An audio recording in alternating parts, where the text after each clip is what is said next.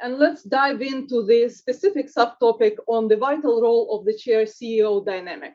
So, Monica, I would like to turn to you. You are privy to extensive data on confidential board evaluation. So why is the chair-CEO dynamic so important?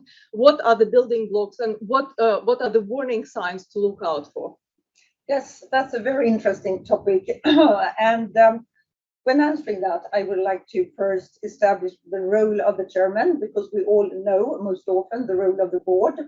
We think we know that at least, and it varies, but also the role of the chairman varies. I think that's important to remember. She can be a facilitator, can be an expert, and actually of our data in BoardClic, 73% of the board members using BoardClic consider the chairman a facilitator. I think that's interesting to establish. So, but in addition to that, it's for the chairman to set the bar, really. It's about the ambition in the board, in the company, in the value that's being created. And so that's the role she has. So how to do that? Obviously, it's to build trust. There's nothing more important. And mutual respect in addition to that. I think that gives the value that is created in the board and between the chairman and the CEO. And with mutual respect and trust, the CEO can stay totally honest and transparent, which is most important. It's critical. And that's really the key pillars for the CEO to do his or her job.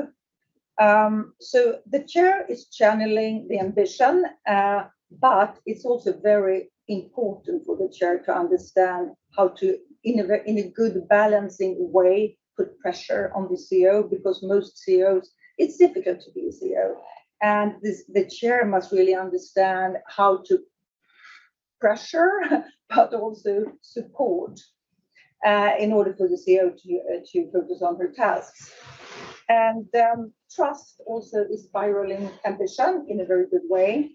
And our data shows that the strong chair and CEO interaction actually even impacts innovation close to more than 50% increase in the company. So everything starts with transparency and an open dialogue, but it's also very important, we have picked up, that not everything needs to go to the full board. So the relationship between the chair and the CEO is based also on their own personal relationship. It's a form of coaching, you can almost say, and not everything needs to go into the minutes. So it needs to be a bit informal, formal and informal, and confidential. That's key. And 28% of the CEOs we work with wish they had more of that kind of time with the chair.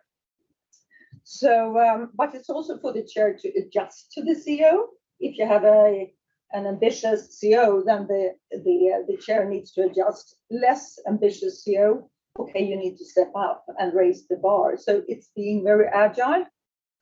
Something else I wanted to mention is also that to be a very successful chair, you need to be entrepreneurial, because the CEOs these days need to be entrepreneurial.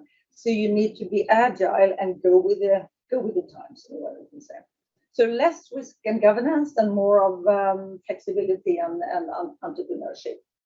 So you asked about signs to watch out for.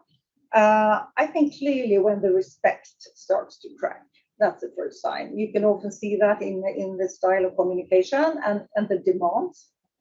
Unclarity and blurry lines between the CEO and the chair, and also when you take into account the board, the CEO then is easily exceeding her mandate, which could be devastating. Good for you, because then you must often recruit a new CEO. The CEO is too strong. That's also something. And a CEO, a C-suite, always have an advantage in terms of information.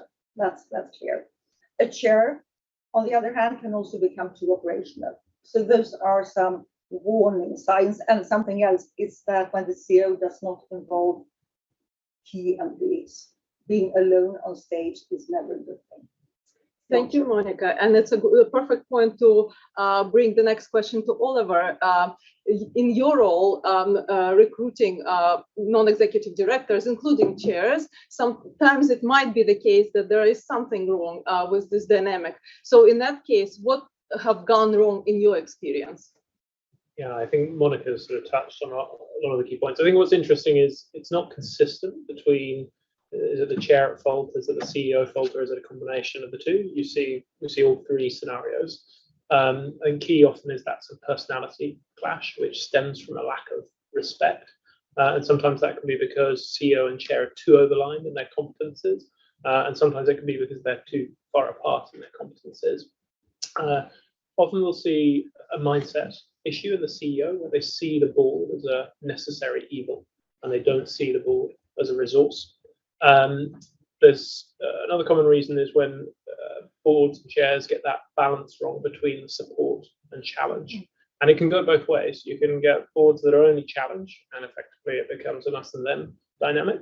But then you can also see boards that only support and they've effectively become a rubber stamping unit for an autocratic CEO. Trust is a big piece, and that often steps, touching on what Monica said, from surprises. And it can, again, surprises can happen both ways, where you get boards springing surprises on the exec, or the exec springing surprises on boards. You break down that psychological safety, and it's very difficult to repair. And often that's because the right communication channels are not in place outside of the boardroom, the right frequency, cadence.